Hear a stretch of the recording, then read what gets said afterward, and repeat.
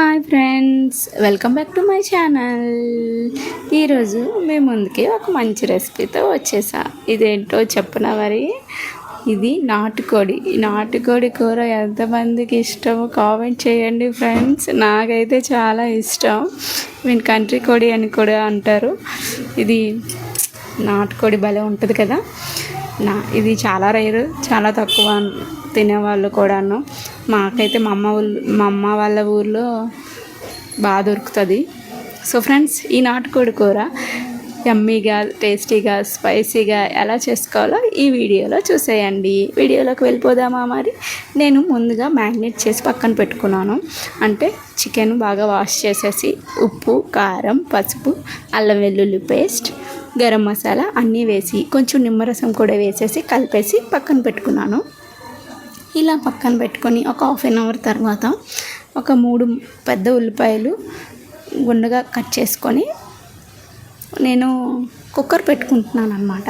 ఎందుకంటే ఇది నాటుకోడి కదా, చాలా తొందరగా ఉడకదు. పెద్ద కోడి, దానికి వచ్చి చాలా పెద్దది. అందుకని నేను కుక్కర్ పెట్టుకొని తగినంత ఆయిల్ పోసుకొని ఈ ఆయిల్ హీట్ అయ్యాక నేను కట్ చేసి పక్కన పెట్టుకున్న ఉల్లిపాయలని ఇందులో వేసేసి బాగా ఫ్రై చేయాలి. ఇందులో ఏంటంటే ఉల్లిపాయ చాలా బాగా వేగాలి.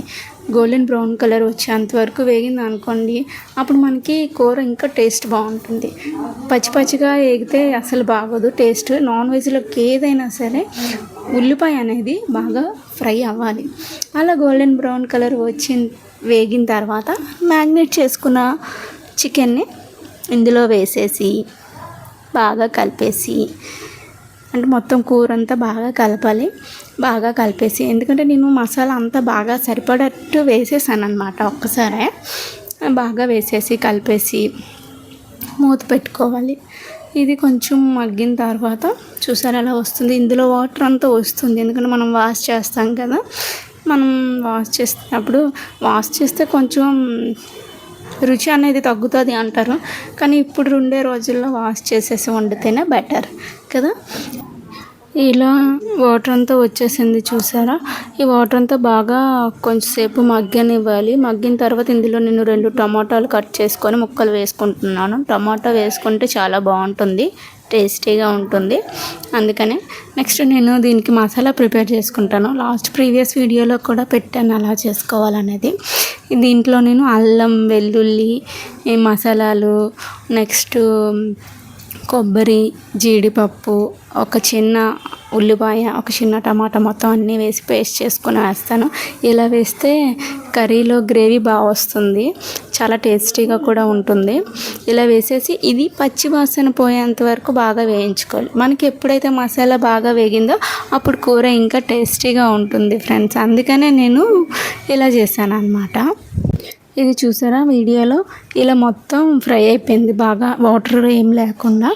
ఇలా ఏగితేనే కూర చాలా టేస్టీగా ఉంటుంది. మనకి నాటుకోడి అనే కాదు, ఏదైనా నాన్ వెజ్లో వాటర్ అనేది లేకుండా, మటన్ అయినా సరే ఇలా బాగా దగ్గరికి వేగితేనే పచ్చివాసన పోతుంది, బాగుంటుంది. దీనికి నేను సరిపడా వాటర్ పోసుకున్నాను, ముక్కలు ములిగేంత వరకు పోసుకొని కుక్కర్ మూత పెట్టాను. ఇది చాలా పెద్ద కోడి అండి, అందుకనే నేను కుక్కర్ మూత పెట్టేసి 5 విజిల్స్ వేపించాను.